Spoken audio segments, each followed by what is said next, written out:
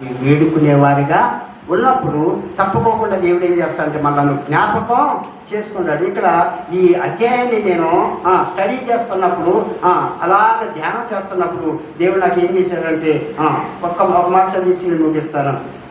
లూకాసు సువార్త 7వ అధ్యాయం 38వ వచనం. వెనక తట్టు ఆయన పాదముల యొద్ద నిలబడి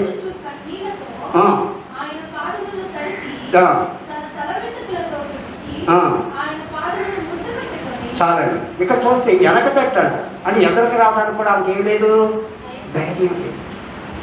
ఎదరికి రావడానికి ధైర్యం లేక వెనకాల ఆయన పాదాలు పట్టుకుని పాదాల మీద కన్నీరు కాచి ఏం చేసిందంటే తుడిచి ఏం చేసిందంటే వేడుకుంటుంది. ఏమనంటే కన్నీటితో తన హృదయాన్ని ఏం చేసిందంటే సరి చేసుకున్నటువంటి వ్యక్తిగా ఉంది ఈ స్త్రీ. కన్నీటితో తన హృదయాన్ని కడుక్కుని హృదయాన్ని సరి చేసుకున్నట్లుగా ఉంది. రెండోదిగా చూస్తే ఒకసారి చూద్దాం, చూడండి. అదే అధ్యాయం 39వ వచనం. ఆయన పిలిచిన పరిచయుడు అది చూసి ఈయన ప్రవక్త అయిన ఎడల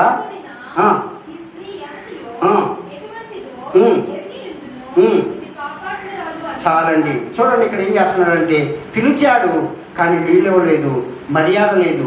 కానీ వచ్చినటువంటి ఆయన ప్రార్థన చేసుకుంటున్నటువంటి ఆ స్త్రీని చూసి ఏం చేస్తుంటే ఎసరపడుతూ తన హృదయాన్ని పాడు చేసుకుని తనకు రావాల్సినటువంటి ఆశీర్వాదాన్ని ఏం చేసుకున్నాడంటే పోగొట్టుకున్నవాడుగా ఉన్నాడు.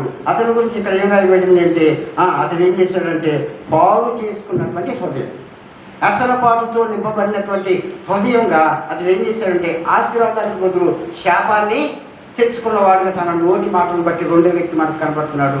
మూడోది చూసినట్లయితే 7:40 అంటే అక్కడ ప్రభు ఏం చేశాడంటే ఉపమానం చెప్పి ఏం చేశాడంటే ఉపమానం చెప్పి ఏం చేశాడంటే సరిచేసి ప్రేమించేవాడు క్షమించేవాడు ఆయన నీకెందుకయ్యా అనేటువంటి కోణంలో ఏం చేశాడంటే అతనికి అర్థం చేసి అతను ఆ కోణంలో ఉండటం మంచిది కాదని దేవుడు అర్థం చేశాడు. అది ఏంటంటే ఇక్కడ చూసినట్లయితే ప్రేమించే హృదయము, రెండోది ఏంటంటే క్షమించే హృదయం.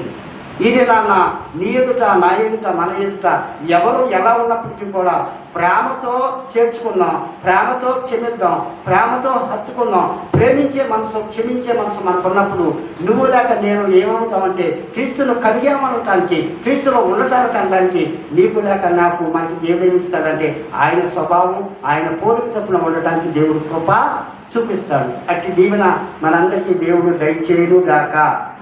ప్రార్థన చేసుకుందాం.